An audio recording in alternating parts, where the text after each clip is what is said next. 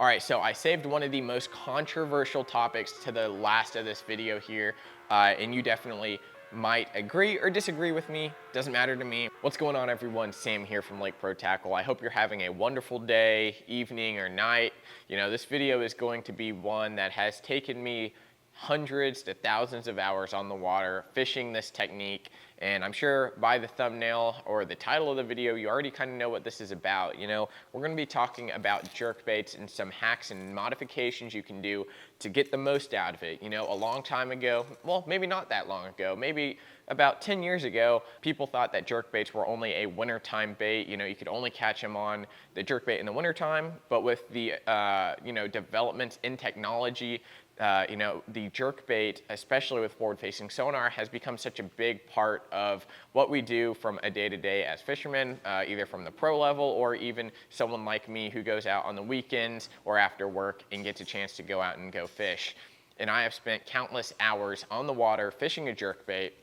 You know, I always have one of these tied on, maybe not the Vision 110 specifically, but a jerkbait. You know, I might have a +1 or a different brand of jerkbait. And I have done so much research and so much testing, not only on the water, but at my house with the pool and stuff, that I have just such a huge, vast amount of information on the jerkbait and what makes them really trigger fish, really, because that's the big thing. You know, the jerkbait is a great reaction lure. Sometimes these fish will get really pressured and they might get a little stingy, a little finicky, and it might be a visual thing to them. So there's a lot of different ways you can fish a jerkbait and a lot of different modifications you can do to increase your hookup ratio, increase your catch rate with a jerkbait, and we're going to be going over those in this video here. Before we get into that though, follow our social media, Instagram and Facebook. We really appreciate it, and if you see anything on our social media, you know, I'm going to be letting you know when stuff comes in store, when we put it up on the website, when it's available. You know, we do some awesome live drops for y'all where we basically give everyone a fair chance to get on some special colors, whether it is the Mega Bass Respect Series colors, whether it's a big swim bait drop that comes in that we want to do where we only get a certain amount of them. It might be a special color of some other small vendor, and we also take pride in supporting small businesses. We've got a lot of small tackle vendors here at the shop, and we definitely love supporting y'all. So if you know someone who has a small business in the tackle stuff, let us know and we'll try to get them in here as best we can. You know, space right now is pretty limited. We've got a lot of rods, reels, and tackle as well as some exclusive stuff that you can only find here at Lake Pro Tackle. Sorry guys, had to get some water. My eyes, just allergies I think are hitting me really bad. I tried to put my contacts in this morning. My eyes didn't like it, started watering up, getting all scratchy. So I took those off, put the glasses on, so bear with me today, maybe this week. I don't know what's up. These are actually new glasses, so they're working pretty good. You know, I can see y'all, I can see myself in the little viewfinder here. So again, follow the social media, subscribe to us here on YouTube if you're new. We post a bunch of cool stuff on the channel here, whether it is like product videos like this, whether it's doing like unboxings and stuff. We definitely recommend you subscribing. Around 15% of the people who watch these videos are actually subscribed to the channel, so we really appreciate all the support we can get. We just hit 1,000 subscribers and we just gave away a big prize package to one of our people following our Instagram and Facebook. So anyway guys, let's go ahead and hop into these modifications and hacks you can do to your jerkbait to get more bites on the water. So my bait of choice is this guy right here. This is my favorite jerkbait of all time. This is a Mega Bass Vision 110.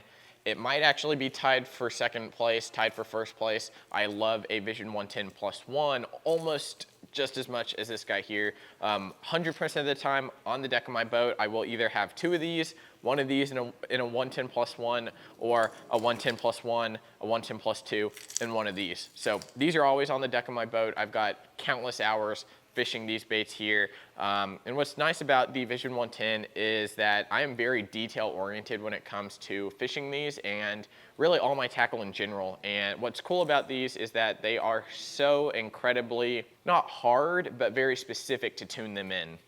So we're gonna be talking about some things you can do to get the most out of it. So, you know, first off, let's talk about weighting a jerkbait. So when people weight their jerkbaits, typically what they're doing is talking about adding these guys here. Now these right here are going to be the Storm suspend strips or something of this nature, where it adds weight by use of lead or tungsten strips to increase the basically fall rate of your bait. Now you see a bunch of YouTubers like Milliken Fishing who take lead wire and lead strips on their glide baits and stuff. This is the same principle, except it's on a jerk bait. So with a jerk bait, it's a much lighter bait. It's not as heavy as a 6 to 8 ounce swim bait. So you don't have to add as much lead onto these baits as a swim bait. So first off, most people are usually talking about this stuff here. Now this stuff here is great and all. I really love the strips instead of the dots. The strips, you can get very specific with it. You can cut them up. I think you get more bang for your buck. This pack here is $7, and I think you've got 70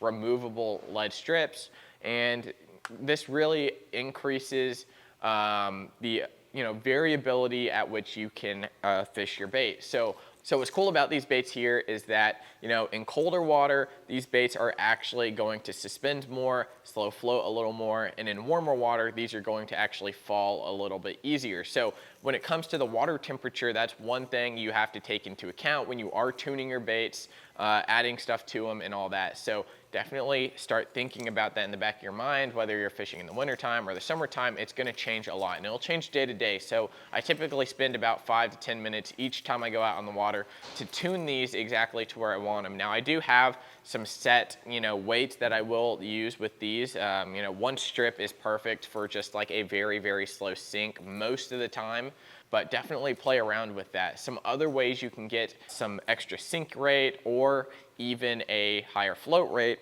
is with your hardware on your bait. So, one big thing that I like to do is change out my split rings. And I usually start with split rings when it comes to changing stuff on the bait. So these split rings here are the Owner hyper wire split rings, and these are awesome for lightening up your bait. Now the size 2 isn't quite the one I'd do. I'd actually go a size smaller. So the Vision 110 split rings are really tiny, but if you have something like a Strike King or a Rapala where their split rings are a little bit thicker, a little more heavy duty, you can go with the size 2, and it's going to lighten it up a lot more. So instead of sinking, you're actually taking weight off, and your jerkbait will actually float a little more. And definitely in the hot summertime right now, kind of the transition time, that can be very deadly, especially around brush piles. And I've been getting tons and tons of bites off and around brush piles with floating jerkbaits. So definitely try out some split rings. The Hyperwire split rings are great. The next thing you can do is upgrade your hooks. Now, the Vision 110 hooks are very small. I do like these out barb hooks, and I like fishing them. They do open up and bend a little bit, but I've got so many on hand that I can just easily replace them super quick. But if you want to have a stronger hook, whether you like a round bend or an EWG hook, you can change those out, and it typically will change your sink rate quite a bit. Sometimes I'll play with one hook in the front, a different hook in the middle, and a different hook in the back, and it might affect the bait in different ways. But one of my favorites is going to be the Owner ST36. Now these guys are in a size 5 here. If I'm fishing, typically I'm only putting one of these on, and that's going to be on the back hook where that fish is more than likely going to grab the bait. And it also really depends on what time of the year it is. Say it's springtime, most of these fish are coming up and hitting the head of the bait to get it out of a bedding area or just trying to mess with it. In the summertime, I'm finding most of my fish are actually biting from the back, which is perfect for something like this hook here, where it's a little bit bigger, and I make sure they get a good hook in them, and I can really set the hook real hard into the back hook and make sure that fish stays on. Now, when you have something like an EWG hook or a round bend hook, those each have their strengths. EWG hooks for me are one of my more favorite ways to go. Typically, the EWG hooks are going to be a thinner gauge wire. It's going to have a bigger gap between the hook shank and the hook point itself, allowing me to have a better hookup ratio most of the time, to where that fish, when it slaps at it, it actually gets a hook. With round bends, they're easier. I feel like having that fish bite a round bend is more secure than an EWG, just because that round bend will keep them on. It's usually heavier duty wire, so I can set the hook real hard. The only issue is your hookup ratio goes down, but I think your landing ratio goes up. So with an EWG style hook, like a Gamakatsu EWG treble hook, I really love those. Those are some of my favorite as well. But when it comes to different hook sizes, each gauge of hook is a lot different. So, these two hooks, the Megabass ones and the owner ones, they're completely different. So as you play around with the weighting of your bait, definitely take that into account. Now, one big thing too, back on the suspend strips, typically there's a lot of different ways you can add weight to your bait. Now, the one that works best for me is adding a single strip directly in the middle of the bait on the belly here. It actually fits almost perfectly between the two eyelets where your hook's attached to, and basically allows this bait to sit perfectly flat.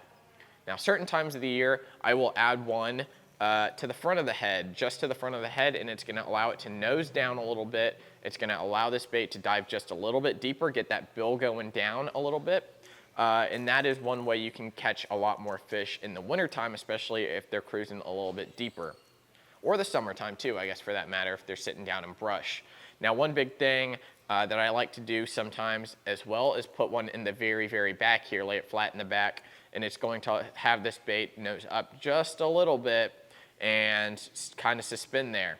What's cool about this one is that it's a different profile that not a lot of people do, especially when you're jerk baiting. That bait is typically gonna nose down most of the time, but when you stop it, that bait is gonna have that extra weight in the back, and it's gonna go like that. It's gonna have a little movement, little rotation there that those fish key in on. And I found a lot of fish, for me right now, have actually been biting in this way where I can work it down, especially on +1 jerk baits, deeper diving jerk baits.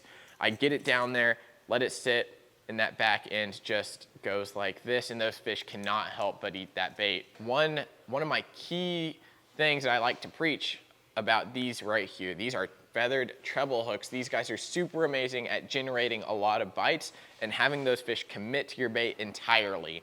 So these are not, I'm gonna say these are not the hooks you wanna use, but here's an example of a hook that I would not use. And I'll tell you why. So with feathered treble hooks, with these feathers, it creates a lot more drag in the water. And with a jerkbait, you don't want a lot of drag. You want that bait typically to be free moving and have a very erratic action. So with the feathered treble hooks, these guys here are a little too thick for me. Typically, I'll take scissors and kind of cut up the feather a little bit, make it a lot thinner, so it doesn't pull as much water. So be on the lookout for that. So what happens is if you put that stock treble hook on with the feather on the back hook, what it's gonna do is create a lot of drag, and as that bait goes through the water, it's going to kind of just not look great. It's gonna kind of just move side to side, depending on how hard you hit it. If you hit it real hard, it'll move.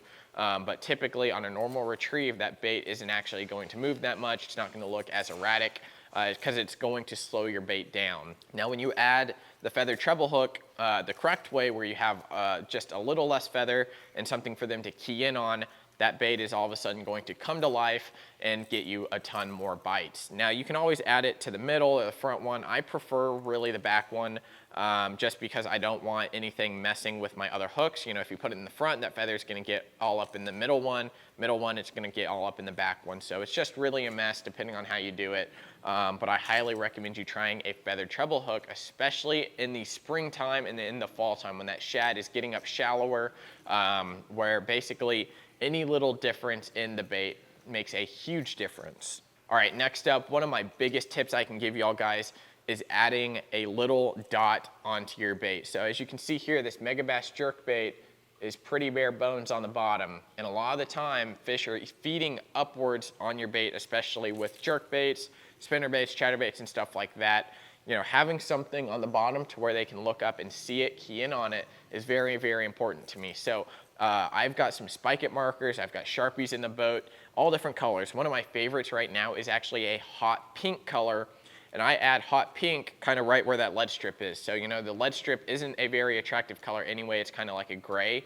So wherever I have that lead strip, I'm gonna add a pink dot, about maybe a dime size in length, so not terribly big, just something they can key in on the bottom, and it really gets their, something in their brains just like, I really want to go eat that. So, hot pink right now, chartreuse, a little red, maybe even adding some contrast color like a black or a blue might be pretty good for you, but hot pink, guys, directly in the middle of the bait or even on the back puff, I really love that. That's one of my favorite ways to fish it, and I've been fishing that for basically all year long this year, and I've felt like I've gotten a ton more bites on that. And I experimented with it a couple years ago, but really this is the first year that I've just fully just gone out. Every single bait has either a pink dot or a chartreuse dot on the back, especially with my bluegill patterns.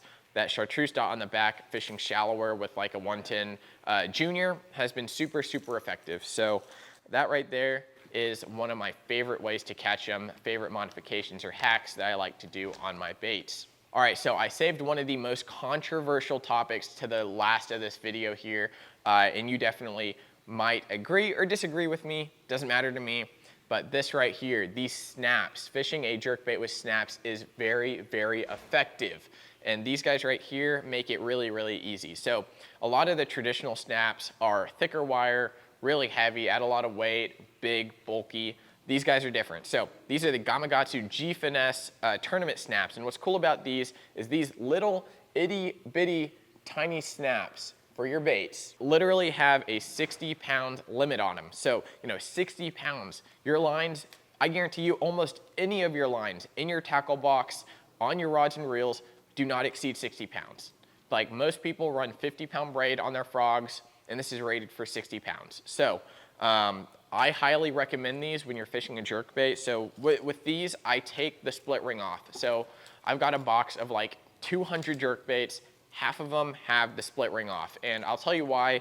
Having the split ring and the snap on, it creates a lot more commotion in the water. And I, most of the time, like 99% of the time, will not have that on just because I feel like it distracts the fish a lot, adds a little flash, it adds a whole bunch of other stuff, and adds some complications in there. So typically I will fish it without the split ring. But what's great about these, they're very small profile, adds a little bit of weight to the front of your bait to drag it down a little bit, and you can easily change your baits out really, really easily. So I can go from one color to another just like that, like super fast. I can go from a Tennessee shad to a spawn cherry or to a Sakura viper or something like that. So definitely check out those snaps. I highly recommend them. And one other product I highly, highly recommend, guys, is going to be this guy here. This is the Gamakatsu. Now this isn't a big plug for Gamakatsu. I have the feathered treble hook and the G Finesse stuff, but these guys right here are going to be braid scissors these guys right here are braid scissors and split ring pliers. What's cool about these is that they're very small profile, and especially with a Vision 110, they've got really, really, really tiny split rings in there, and it's really hard to get traditional pliers in there without messing up your split ring. So these guys here are really, really small. What you can do with these is that your split ring pliers on here are very small as well, so they can get in there. Make sure not to mess up your split ring. And what's cool about these is that you can actually fold them down into a little bow tie like that. So super neat, super portable. You can keep these in your little storage box or whatever, and make it super, super easy for you to go out, change your split rings just like that. I hope you enjoyed the video, guys. I really enjoyed making this one. I put in some tips and tricks in there that I haven't told anyone else before, just some of my secret stuff, and I definitely recommend you to go give it a try. All the products here you can find at lakeprotackle.com. So thank you so much for watching. Please subscribe, leave a like on the video if you enjoyed it, and we'll see you next time. Thanks for watching, guys.